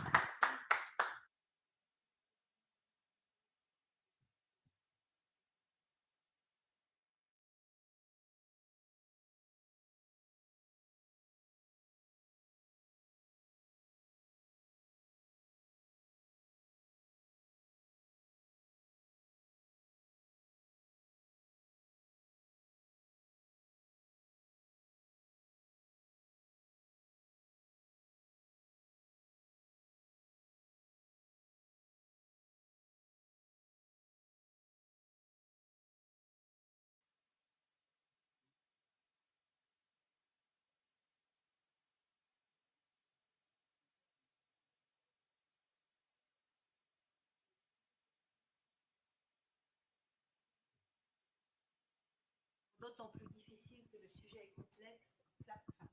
Merci Sébastien. On te connaît. Oui, on se connaît. Voilà, merci et à bientôt.